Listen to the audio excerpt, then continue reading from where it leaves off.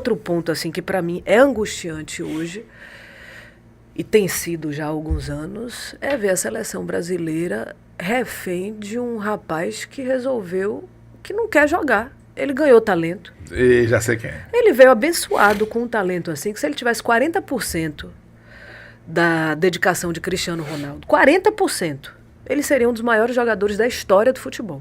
Mas ele escolheu fazer outra coisa, tipo o Ronaldinho Gaúcho. Sim. O Ronaldinho Gaúcho escolheu jogar Mas por um ele período pelo menos foi honesto. incontestável. Ele foi honesto. Honesto consigo mesmo e com os outros. Com os outros. Vou jogar aqui esse período, agora eu vou subir e tal. Então, ver uma seleção do tamanho da seleção brasileira, refém de Neymar e da família dos penduricalhos de Neymar, para mim é um negócio ultrajante. É uma falta de respeito com a história da seleção e com a história do nosso futebol. E você viu o contrato do Santos com ele, no início do ano? Teve acesso? Ainda bem que você não estava aqui, senão você ia ter que tirar só da comida. Porque foi um negócio... Eu não sou santista, fiquei indignado. É ultrajante, É ultrajante. Cássio. É ultrajante. O que as televisões aceitam das limitações para entrevista, para não sei... A CBF aceitar prerrogativa. O esporte, o futebol, é um esporte coletivo. Sim. Você quer individualismo, vai jogar tênis, vai nadar, vai ser um atleta do atletismo, saltar em vara, essas coisas, né? Saltar é outra coisa. Pode largar o lá ele que tá tudo certo. É outra coisa, Exatamente. vai fazer outra coisa. Agora você joga um jogo que tem 23 fora a comissão técnica. E aí os seus penduricalhos, suas coisas, tá todo mundo no mesmo hotel da seleção. Foi. Como é que isso São pode várias dar benesses certo? para um jogador que, como você falou, Camila, os serviços prestados dele à seleção não fazem jus a essas benesses que ele tem. Não fazem, porque o que Neymar conseguiu conquistar pela seleção principal foi uma Copa das Confederações. Teve, que não é seleção principal, o primeiro ouro olímpico, beleza, foi um feito, mas... É pro nosso menor. ego. O ouro olímpico era uma falta que o nosso ego que a gente não nos tinha. demandava, porque era a única Porque coisa era que a coisa gente que não não tinha. tinha. Exatamente. O nosso E depois que ego. conquistou o primeiro, conquistamos mais outro e ninguém nem lembra que conquistou mais de um, né? E hoje, Neymar, eu acho o seguinte, Neymar, no Brasil, ele querendo, ele ainda faz a diferença. Ontem o Santos venceu o Juventude por 3-1, ele jogou bem, fez 2 gols, né? Tirou o Santos ali remotamente da zona de rebaixamento. Mas o que Neymar não sabe é que o futebol para ele talvez tenha acabado no momento em que ele escolheu sair do Barcelona para ir para o Paris Saint-Germain. Aquela escolha dele, Cássio, e depois ainda do Paris Saint-Germain para o futebol da Arábia Saudita, para o Al Hilal, onde ele encheu as burras de dinheiro e jogou o quê? 10, 12 partidas, 15 partidas até se machucar, né? Ele fez uma escolha que hoje o pessoal olha para Neymar e diz, ele é um influenciador digital que joga bola. Eu vejo ele jogando, sabe o que me lembra? Túlio Maravilha. Você lembra Túlio Maravilha quando ele invocou que ele queria fazer 1000 gols? Lembro. Que ele saiu fazendo conta Aí louca, ficou, aí absurda. jogava. É. Eu falo assim, é um ex-jogador em atividade. E eu sei que o Brasil está no momento em que as coisas estão muito polarizadas. É. Eu não estou contestando o talento Sim. desse jogador. É indiscutível. Tanto que a gente reclama por isso, né? É, a frustração. A frustração vem disso. E ele pode falar, a frustração para não ser, eu vou tratar em terapia. Eu não quero jogar e o problema é meu, acabou. É isso. Mas o meu foco aqui é a seleção brasileira. Porque eu acho um absurdo. O Brasil tem 5 títulos, é o maior da história. A gente foi pentacampeão quando Itália e Alemanha eram tri. Isso. Né? Elas só ganharam o 4º título 6 e bem 14, depois da gente ter os 5. É a maior em tudo, estatisticamente, isso é fato, eu não estou inventando. E aí, essa seleção com esse tamanho, ficar refém das prerrogativas e ficar assim nesse subjúdice, não sei se vem, não sei se... Você lembra da Qual é o frase de projeto? Dorival?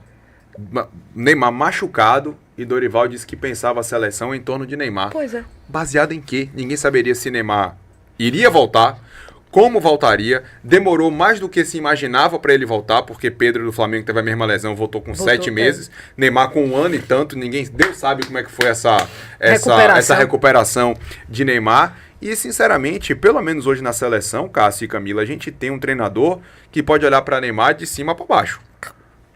Não é qualquer um.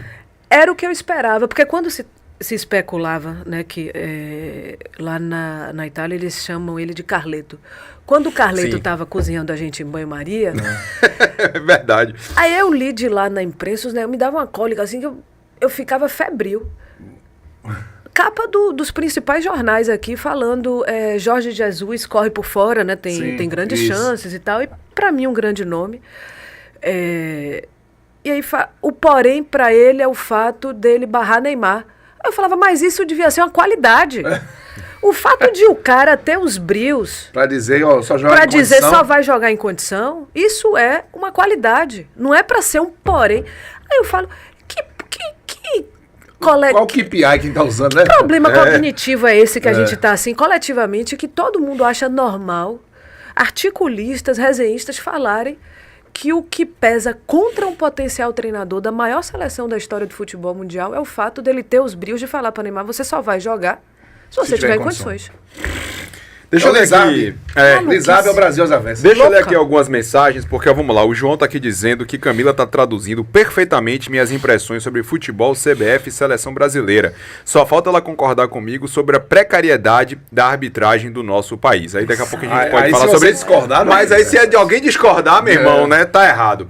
O HR2, Neymar não tem que dar satisfação de ninguém. Seleção brasileira é refém porque quer. Santos fez contrato porque quis. TVs aceitam porque quer. Neymar vende. Papo furado. Não é papo furado, a gente tá criticando justamente isso. A gente não tá... vamos ouvir aqui. Quando eu falei da polarização, o ponto é que eu acho que a gente aqui no Brasil tem perdido a capacidade de escutar.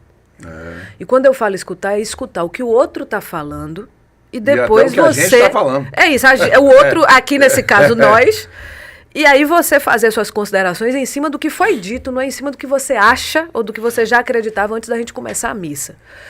Estamos criticando o fato de a CBF, o Santos e todos os lugares por onde Neymar circula aceitarem as condições que são impostas. Exato. O tamanho que é dado para esse rapaz é um negócio Tá faltando noção da proporção das coisas, né? E engraçado absurdo. que as condições talvez não sejam nem impostas por ele, mas sejam impostas por é aquele que tem a melhor pai arroba dele. de todos os tempos. Neymar Pai.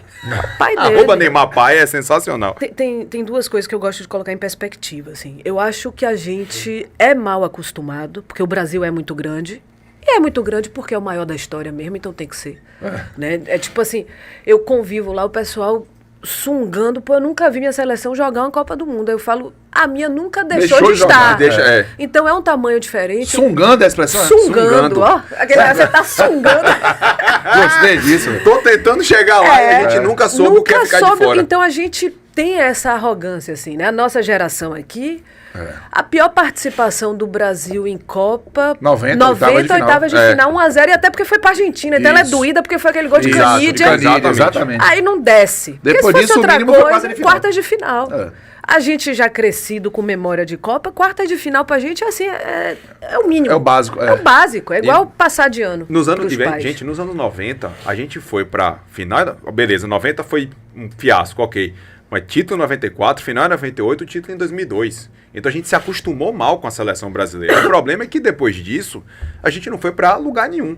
Porque para a seleção brasileira, o máximo de ter ido nesse recorte é de chegar a uma semifinal. E da maneira como foi chegar à semifinal, tomando 7-1 em casa, que 7-1 acabou sendo pouco, porque, velho, era para aquele jogo terminar com 8, 9, 10 se a Alemanha não tirasse o pé. Mas, Cássio, é isso, né? É um fracasso retumbante. Que isso foi em 2014, lá se vão mais de 10 anos, 11 anos 12 agora. Para a próxima Copa. Chegando 12 anos para a próxima Copa. E que ainda é um feito histórico dos alemães. Mas aqui. o problema é que a gente não aprendeu nada com aquele 7-1. Porque aquele 7-1, assim, também colocando as coisas em perspectiva, que eu não dou ousadia alemão, a Alemanha ganhou aquele jogo, ela não tinha feito uma boa participação de Copa do Mundo antes daquela partida. Foi mesmo. Chegou. Patou com E veio pra ser ganhou campeã. por dificuldade da Argélia, não foi? Foi. Nas oitavas. França 1-0 ali suado. Foi tudo no good preso. A Alemanha não estava sobrando. Sim. Teve uma estreia grande aqui na Fonte Nova. 4-0 em Portugal. Mas teve expulsão de Pepe, facilitou um pouco as coisas. Teve contexto, aquela goleada. Pepe podia ser expulso antes de começar qualquer partida. Ele jogador... Na verdade, ele começa jogando com amarelo. Ele já começa a falar assim, olha, eu vou lhe dar um amarelo, que é só prerrogativa aqui, eu vou lhe dar uma chance. Mas eu gosto de organizar. Então, assim, a Alemanha não era grande coisa, e aquela final com a Argentina, no tempo extra, foi com bastante dificuldade. Então, não é que sobrou. E não ganhou nada, porque Macumba da Bahia é Macumba da Bahia. Desde aquela Copa, não ganhou mais nada. Rapaz, aquela Copa foi na primeira fase na Rússia, na primeira fase no Catar. Sediou a Euro agora, caiu na... Não ganhou. Não vai. Não ganhou. Tá com uma boa geração. Eu acho que pro ano que vem eles vão chegar chato de novo. Mas assim, o Brasil fez o quê com aquele 7-1? Porque aquele 7-1 era pra tirar essa arrogância quando eu falo assim, eu não dou ousadia lá. Aqui eu falo. essa soberba da gente de achar que vai ganhar só porque a gente produz bom material, se a gente aprender a gerenciar, porque o campo, ele é consequência do que se faz fora. Perfeito. Se você não administra, você vê o Bahia agora, que está organizado, reflexo no campo, consistentemente, é reflexo, é consequência, é causa e consequência. Então, o que se joga, o que se vê de resultado, é o que é planejado, o que é feito lá atrás. A Alemanha veio para cá para ser campeã do mundo. E ela planejou, estruturou, estudou minuciosamente para aquilo. E foi um ciclo de 2 Copas, porque foi em 2006 que ela é eliminada Começou em quando casa. ela foi Na semifinal. E aí chega perto de geração. casa e aí, peraí, o que é que tá dando errado? Vamos fazer um trabalho a longo prazo visando os 2 próximos ciclos de Copa. Teve da África do Sul e depois ela veio combinar com o título no Brasil. Em 2002 já tinha um incômodo, porque apesar de ter chegado à final, era um time bem ruimzinho. Era um time ruim. Aí tinha o Kahn, tinha o Bala que não jogou a final. E aí eles sentiam precisar da renovação. Tanto que em 2006 eles usaram para renovar. Isso. E aí o reconhecimento chegou na semifinal, tava ok, mas já era justamente um projeto. Aí foi semifinalista em 2010, perdeu para a Espanha e chegou e foi campeão em 2014. Mas se você vir o gerenciamento do produto seleção alemã, como a Federação Alemã faz, é um negócio impressionante. É impressionante. O dinheiro que eles geram, se você olhar a lista de patrocinadores, é um negócio absurdo. E o investimento da base. A Espanha, se você olhar a Espanha, jogou agora a Eurocopa Feminina. Como joga? O Sub-21, a Espanha tem sido, nos últimos anos, a seleção mais consistente do futebol mundial. A atual campeã europeia masculina, vice-campeã feminina e na base também, consistentemente, chegando pelo menos em semifinal. Joga tudo igual.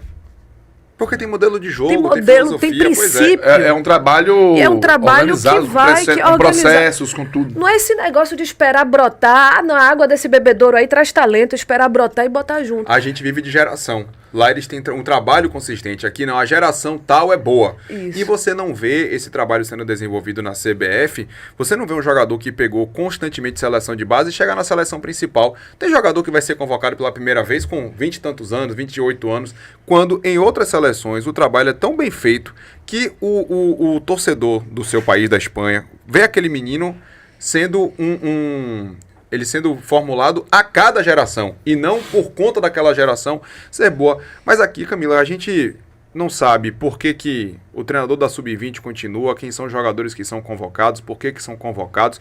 Até outro dia a gente não tinha presidente na CBF, não tinha treinador na seleção principal. Você vai querer que isso seja... Você querer o quê? Que isso fosse feito na seleção de base? Não tem continuidade. Não tem princípio, não tem organização. Quando eu estava assistindo um jogo... Aí eu vejo o backdrop, né, com os patrocinadores. A CBF Academy. Aí eu falo, o que é que ensina? Academia de quê? Ensina o que a quem? Ela tem um... Sabe? Porque assim, a diplomação daquilo, com todo respeito a quem estuda, Sim. Eu acho que... De novo, eu falo isso aqui dentro. Lá fora eu não vou falar um negócio desse. Você lembra daquela propaganda das Havaianas? Você lembra dessa propaganda das Havaianas? Tem um argentino que... a Havaiana foi genial. O cara vem, tá na praia brasileira e tem alguém passando a Havaiana, ele começa a criticar. Aí o brasileiro tem 2 brasileiros conversando e falando mal do Brasil. Chega um argentino e tipo assim, vocês estão certos. Certo uma porra. Aí pega a Havaiana e joga na bola. Tipo assim, eu posso criticar, você não. Quem fala, meu irmão, sou eu. Exatamente. Isso. Então eu falo aqui. Mas é falta de estruturação básica. Porque, por exemplo, esses cursos da CBF Academy, por exemplo, são cursos que quem fez valoriza. Mas o que é que você aspira e qual é a sua referência, né? Isso. Tipo assim, a CBF é referência para alguma coisa? Esse é o ponto. Né? Para dar essa chancela? Esse é o ponto. Então,